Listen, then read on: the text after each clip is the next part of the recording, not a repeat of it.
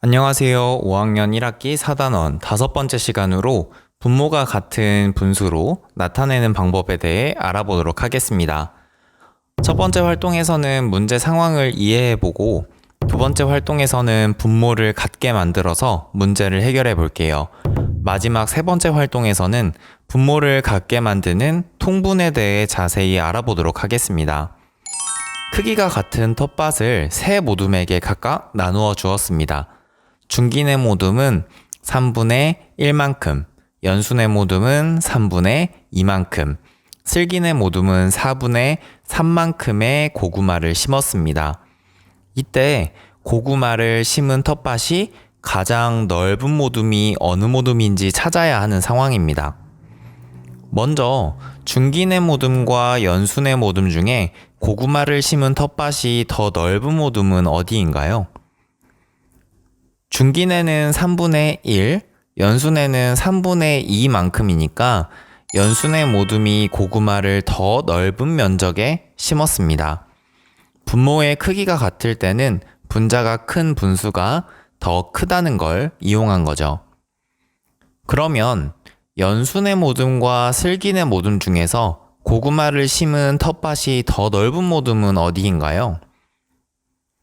그림으로 나타냈을 때 슬기내 모둠이 더 넓다는 걸 알 수 있습니다. 그러나 단순히 분수로만 봤을 때는 비교하기 어렵죠.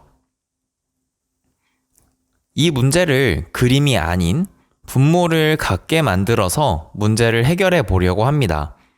3분의 2와 4분의 3과 각각 크기가 같은 분수를 분모가 작은 분수부터 차례대로 6개씩 써보세요. 각각 6개씩 쓰면 이렇게 될 거예요. 크기가 같은 분수를 만들기 위해서는 분모와 분자에 각각 같은 수를 곱해야 함을 꼭 기억해야 합니다.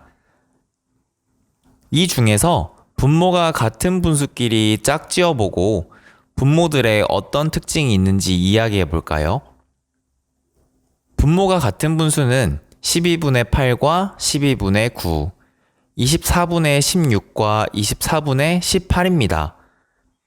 그렇다면 분모 12와 분모 24는 어떤 공통점이 있을까요?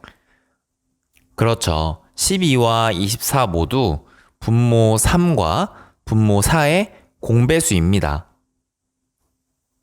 이제 두 분수의 분모가 같기 때문에 크기를 비교해 보면 4분의 3이 3분의 2보다 더 크죠.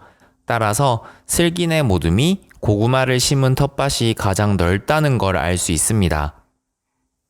이번에는 그림을 이용해서 분모를 같게 만들어 볼게요.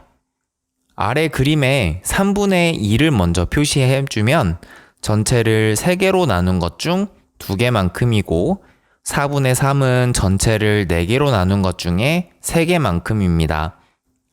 이때 3분의 2와 4분의 3의 분모를 같게 하기 위해서 같은 크기의 조각으로 나눠주면 각각을 총 12개의 조각으로 나눠주면 됩니다. 결국 3분의 2는 12분의 8, 4분의 3은 12분의 9가 되죠. 여기에서 분모 12는 각각의 분모인 3과 4의 최소 공배수입니다. 이번에는 그림이 아니라 각각의 분수들의 분모와 분자에 같은 수를 곱해서 분모를 같게 만드는 방법입니다. 방금 전 그림을 이용할 때 정리했던 것처럼 분모를 같게 만들 때 분모들의 최소 공배수를 이용하면 되죠. 3분의 2의 분모를 12로 만들기 위해서 분모와 분자에 각각 4를 곱하면 12분의 8이 되고 4분의 3의 분모를 12로 만들기 위해서 분모와 분자에 각각 30 곱하면 12분의 9가 됩니다. 이렇게 분수의 분모를 같게 하는 것을 통분한다고 하고 통분한 분모를 공통분모라고 합니다. 여기에서는 12가 공통분모가 되는 거죠. 이번에는 최소 공배수가 아니라 두 분모의 곱을 공통 분모로 해서 8분의 5와 10분의 7을 통분해 보겠습니다. 두 분모의 곱은 8 곱하기 10, 즉 80이므로 8분의 5의 분모와 분자에 각각 10을 곱하면 80분의 50이 되고 10분의 7의 분모와 분자에 각각 80 곱하면 80분의 56이 됩니다. 이번에는 두 분모의 최소 공배수를 공통 분모로 하여 통분해 볼게요.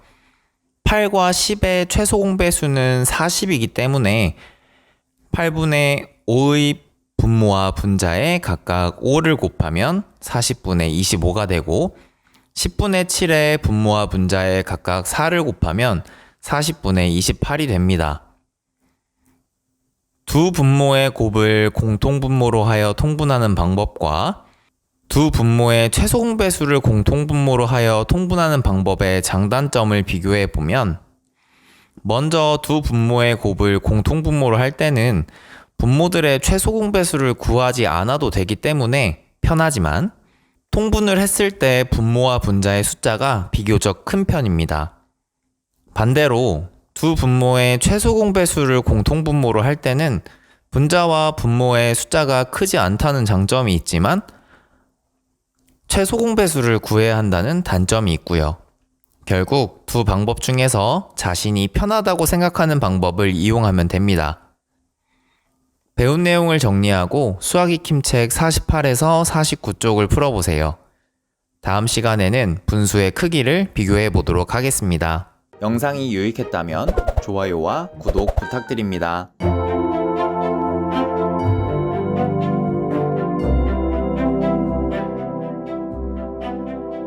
Motion element.